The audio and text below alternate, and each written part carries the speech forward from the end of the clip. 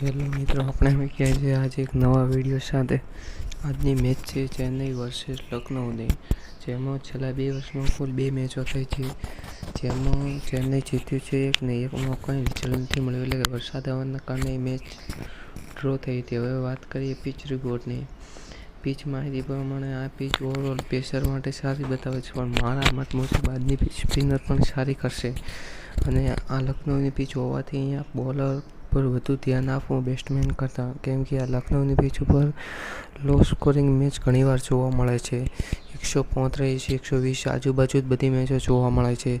હવે અહીંયાનો average score છે 159નો અને તાપમાન રહે છે અહીંયા 29નું, એટલે કે ઝાકળ કે ડ્યુ આવવાની સંભાવના ખરી, પણ આજના મેદાન પર ડ્યુ પણ ઓછી આવશે, એટલે વધી નહીં આવે. બીજી મેચમાં ડ્યુ 11 થી 20 ઓવર વચ્ચે આવી શકે, એટલે એના પહેલાં સ્પિનર પણ આજ સારી બોલિંગ કરી શકશે. હવે વાત કરીએ બોલરની, તો આ મેદાન ઉપર સીએસકેનો કોઈ પ્લેયર હજુ સુધી 2 વર્ષમાં એક પણ મેચ નથી રમ્યો, અને લખનઉના 3 બોલર અહીંયા સારું પરફોર્મન્સ આપ્યું છે, જેમાં એક છે યશ ઠાકુર, જેણે 5 મેચો રમી છે અને વિકેટો લીધી છે 1 થી 2 દર મેચમાં.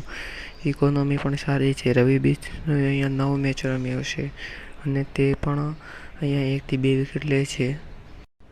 કુનાલ પંડ્યા અહીંયા 8 મેચો રમ્યા છે અને એ પણ દર મેચમાં 1 વિકેટ તો લે જ છે, એટલે કે અહીંયા એમની એવરેજ વિકેટ પણ સારી છે અને ઇકોનોમી પણ ઘણી ઓછી છે. એટલે આજની મેચમાં તમે કુનાલ પંડ્યા અને યશ ઠાકુર પણ અહીંથી જઈ શકો છો. રવિ બિષ્ણોને લેવો તો તમે લઈ શકો છો, એ તમારા ઉપર ડિપેન્ડ રહે, એટલે કે તમે અહીંયા રવિ બિષ્ણો કે કુનાલ પંડ્યામાંથી એકને લઈ શકો છો અને યશ ઠાકુરને તો લેજો જ આજની મેચમાં. હવે આ મેદાન પર સારા બેટ્સમેન તેમજ છેલ્લા 2 વર્ષની મેચો અને તેમના રન. કેએલ રાહુલ અહીંયા 8 મેચો રમે છે છેલ્લા 2 વર્ષમાં, તે દર મેચમાં 34 રન કરે છે અને સ્ટ્રાઇક રેટ પણ અહીંયા તેની સારી છે.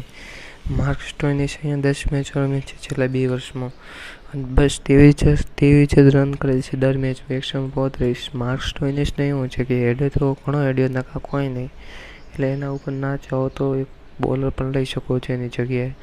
કુનાલ પંડ્યા અહીંયા 10 મેચો રમ્યો છે અને 20 રન દર મેચમાં કરે છે, તેની સ્ટ્રાઇક રેટ પણ સારી છે. હવે આગળ વાત કરીએ તો બંને વચ્ચે રમાયેલી છેલ્લી 3 મેચના સ્કોર, જેમાં એક મેચ તો વરસાદના કારણે બંધ રહી હતી. 2 મેચ તમે જોઈ શકો છો. જે મેચ ચેન્નઈમાં થઈ છે તે હાઈ સ્કોરિંગ હતી, પરંતુ એક મુંબઈમાં થઈ છે એ પણ હાઈ સ્કોરિંગ હતી, પણ જે લખનઉમાં થઈ છે તેમાં તમે જોઈ શકો છો 7 વિકેટ પડી ગઈ હતી લખનઉની. એટલે અહીંયા લખનઉમાં હાઈ સ્કોરિંગ મેચ જોવા મળતી જ નથી અને વિકેટો જોઈ શકો તો 7-7, 4-7 આવી વિકેટો પડે છે, એટલે અહીંયા બોલર પર જવા વધુ વિનંતી. બાકી તમને અમે મારી ટેલિગ્રામ ચેનલ પર બતાવીશું, અને છેલ્લા 1 વીકથી તો આપણું પ્રોફિટ પણ સારું રહે છે, સારું એટલે કે ધમાકેદાર. આપણું આ વીક આપણા નામે રહ્યું છે, એટલે આજની મેચનું પણ આપણે તમને બતાવી દઈશું. હવે આપણે એક ખાલી ટીમ બનાવી છે, જે કોઈ ફાઇનલ ટીમથી ખાલી આપજો તમને કેવા પૂરતી ટીમ બનાવી છે. આ કંઈ આપણે મેન ટીમ નથી. અહીંયા વિકેટ કીપરમાં તમે આજે લોકેશ રાહુલ અને નિચોલસ પૂરન સામે જઈ શકો. મને લાગે 3 વિકેટ કીપર ના રાખતા. જો તમે ક્વિન્ટલ ડિકોકને લો તો રાહુલ કે નિચોલસ પૂરનમાંથી એકને કાઢી નાખજો, એ તમારી મરજી. બેટ્સમેનમાં અહીંયા અમે 2 સામે ગયા છે, શિવમ દુબે અને ઋતુરાજ ગાયકવાડ. ઓલરાઉન્ડર જડેજા અને કુનાલ પંડ્યા રહ્યા છે, અને જો જડેજા 4 ઓવરો કરી તો તેને વિકેટો પણ વધુ લેશે. પછી બોલર સામે રહેમાન, યશ ઠાકુર, તુષાર દેશપાંડે, એમ ખાન અને પથિરાના સામે ગયા છીએ.